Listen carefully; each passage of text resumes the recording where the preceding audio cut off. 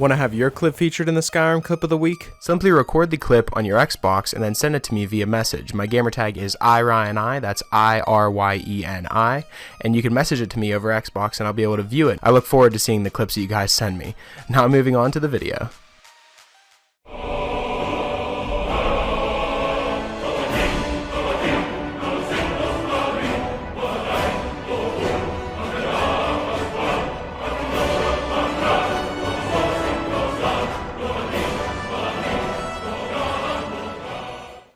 Hey, what's up guys, it's Ryan and welcome to week number 103 of the top 5 Skyrim mods of the week. Now hopefully you guys will enjoy the mods that I've picked out for this week. Starting off at our number 5 spot, we have the Better Guards and Soldiers mod. Now this mod makes it so that all the guards and the soldiers in the game will be pretty much unique in their own way.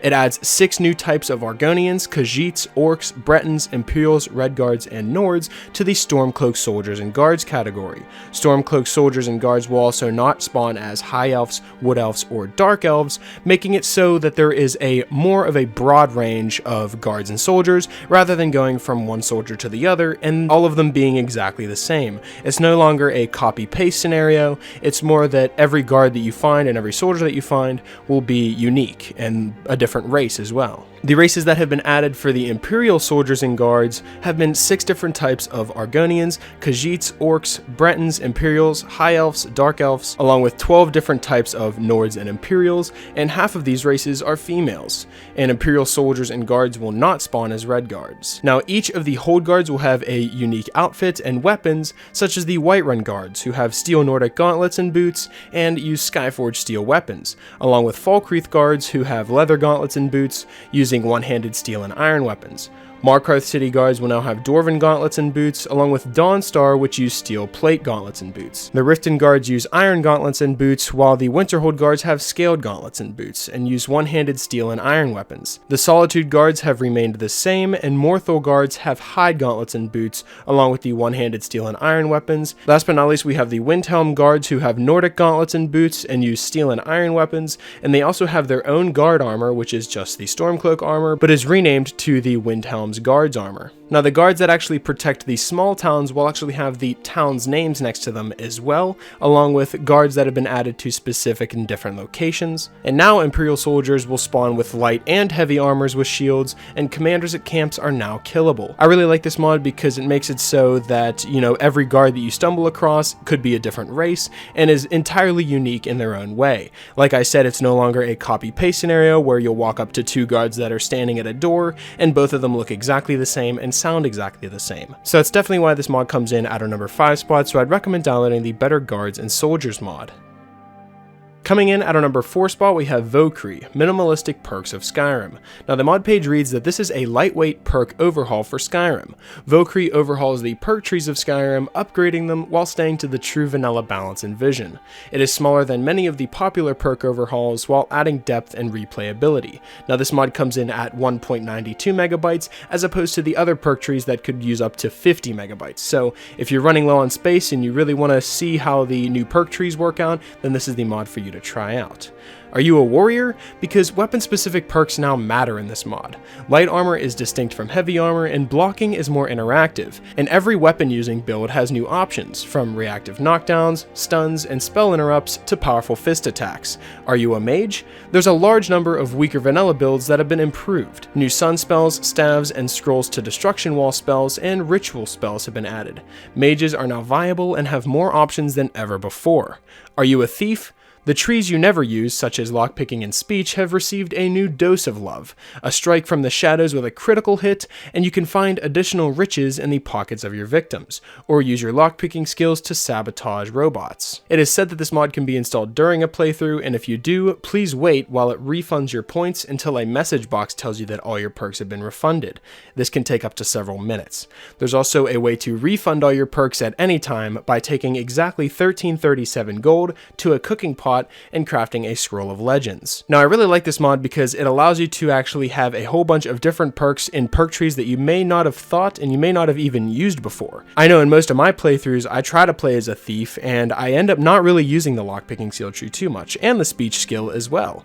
But this mod adds a whole bunch of new perks into that perk tree that make it worthwhile, such as the pickpocketing skill tree, where you can have a perk that allows you to simply bump into someone and talk to them and you'll be able to instantly steal their gold from them. Now you're a master pickpocket, so you're going to have to be able to really boost your skill up high enough to be able to receive this perk, but once you do, it's definitely worthwhile because you'll be able to just steal people's money right out of their pockets and they won't even know. That is just one of the many examples of the new perks that have been added to all of the perk trees in the game, and if I were to go over what every single new perk was, I'd be here forever. So if you want to try out the perks for yourself, then download the Vokrii Minimalistic Perks of Skyrim mod, and that's why it comes in at our number 4 spot, so I'd recommend giving this mod a try. Coming in at our number 3 spot, we have Convenient Horses, which has gotta be one of the best overhauls of horses that I've ever seen in any mod that I've ever covered. Now, the mod page reads that Convenient Horses of Skyrim Special Edition is the next installment of a popular PC mod that has more than 1 million unique downloads, aiming to overhaul the horse system in Skyrim and improve immersive gameplay by a tenfold. Unlike its predecessor, it has been built from the ground up to radically change the way you interact and use horses. It's not a port, but a completely new experience.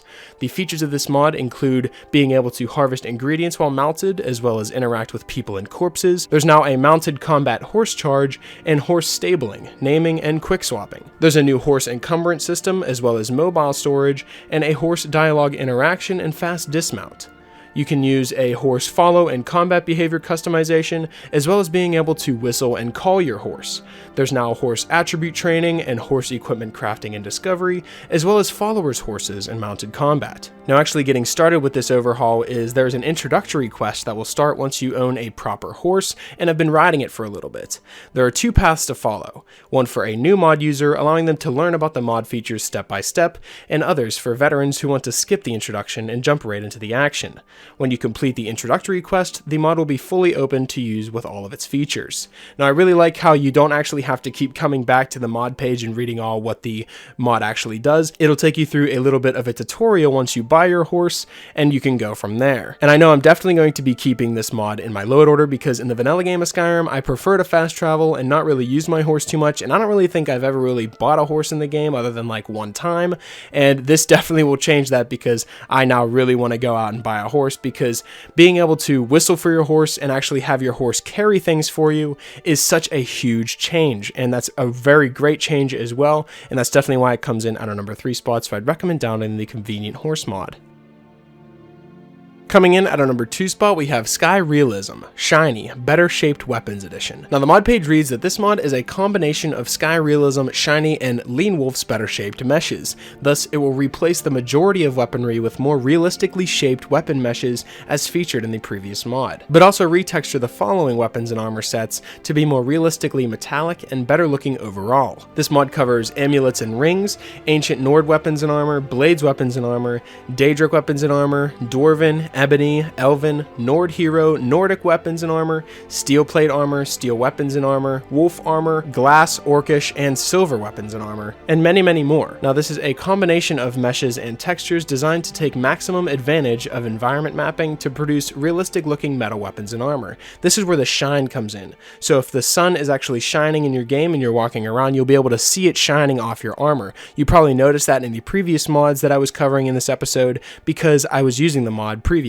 My elven armor was glistening in the sun as I was walking around, and it looks extremely badass, as well as the other types of armors that you can wear in the game that have the similar effect. Now, one downside to this mod is it is very, very large, coming in at a 660 megabytes, so if you don't have enough space for that, that's okay, but if you do want to remaster all of the weapons and armor in your Skyrim playthrough and you have a bit more of space to cover, then this is definitely the mod for you. So that's why this mod comes in at our number 2 spot, so I'd recommend downloading the Skyrealism Shiny Better Shaped Weapons Edition mod.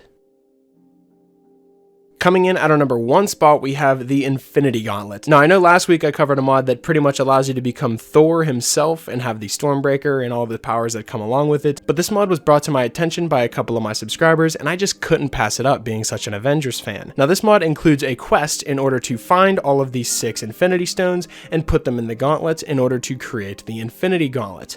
Now, the mod page reads, "At the dawn of the universe, 6 stones were created along with the universe. These 6 stones were used, lost, misplaced, hidden, and exploited by multiple ill-intended individuals throughout history.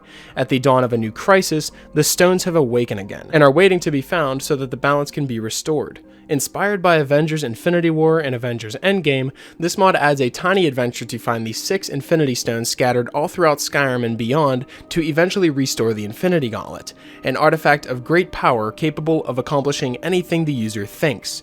To begin the scavenger hunt, go to the College of Winterhold's Arcanium. There awaits a journal detailing the history of every stone and their last known location. Reading this journal is essential. Reading it allows you to craft the mod's items, so it's very important that you pick it up, and that's what I'm reading right now in this little showcase. Now, in this showcase, I'm not going to be showcasing pretty much the entire mod itself because I want to create a separate video where I dive in and go into full detail and find all of these stones and show you exactly what each of them do and experiment with them and actually just play around with the mod in its own separate video. So if you guys do want to see a video like that, please be sure to let me know in the comment section below and leave a like on the video to let me know that you do want to see that. Now, I am going to be reading off where these stones are actually located, so if you don't want to know and you want to find them yourself, either skip this part or click off the video because I'm going to be giving you guys some minor spoilers here. Now, the Space Stone is located inside the Temple of Ariel in the Forgotten Vale, and you must use the Sapphire Paragon on the Paragon platform to access the area. Farmers will then spawn to defend the stone after picking it up, but while it's in your inventory, the stone will grant you teleportation spells and an increased summon limit. You can then mount the stone on a staff at any forge to be able to summon a team of 6 farmers. Then we have the Time Stone, which is found after picking up 3 of the other Infinity Stones. Doctor Strange will then spawn at your location and you have to take it from him. While wearing the amulets, you'll be granted 1 special spell and you'll gain skill XP much faster. Moving on, we have the Soul Stone, which is inside the Reaper's Lair in the Soul Cairn, and while wearing the ring, it grants protection against all threats, magical or physical, and increases your max HP, stamina, and magical points, and regenerates. Then we have the Mind Stone, which is stuck on the Tree Stone at Mirok's Temple in Solstheim. The Mind Stone will drive everyone crazy in your vicinity when picking it up, and wielding the staff grants better persuasion and bartering skills. The staff will then make enemies a temporary ally for 300 seconds, and you can use a lesser power to switch the staff from sword mode to staff mode and vice versa. Then we have the Power Stone, which is inside Brojunar Sanctuary, accessed through the wooden mask. The stone will shock you when picking it up and inflict about 150 points of damage. While in your inventory, you'll have a 50 HP debuff, but greater magicka, and all of your spells will be 35% more powerful. The stone can then be mounted on a staff or on a hammer to use its offensive power. Last but not least, we have the Reality Stone, which is on a table in Mizark's Tower. While in your inventory, the stone inflicts a 75 HP debuff. However, you can apply 1 more enchantment to items and you'll receive 1 more potion when you are alchemy mixing. The stone can be mounted on a staff to be used like Wabbajack. Then we have the Base Gauntlet, which is after picking up all of the other stones, Thanos himself will spawn, wearing the gauntlet. You have to take it from his corpse.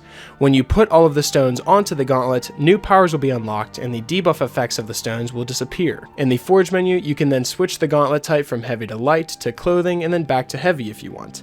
You can then choose to transform the gauntlet to a set of 6 rings if you want to use other gauntlets but keep your inevitable powers. So this mod just sounds absolutely amazing and I can't wait to play it, so please be sure to let me know in the comments if you guys do want to see me play through this mod and actually showcase it in its own separate video. And that's definitely why it comes in at our number 1 spot, so I'd recommend downloading the Infinity Gauntlet mod. So that's pretty much it for this week's episode of the top 5 Skyrim mods of the week. Hopefully you guys did enjoy, and if you did, I would appreciate it if you left a like and subscribe if you're new. It really helps me out a lot. And if you have any suggestions for mods you'd like me to cover in future top 5 mod episodes, be sure to let me know in the comment section below, or you can follow me on Twitter. I'll be sure to leave my Twitter in the description, and you guys can follow me on there and leave me suggestions to there as well. And yeah, that's pretty much it. Hopefully you guys did enjoy, and I will talk to you guys later.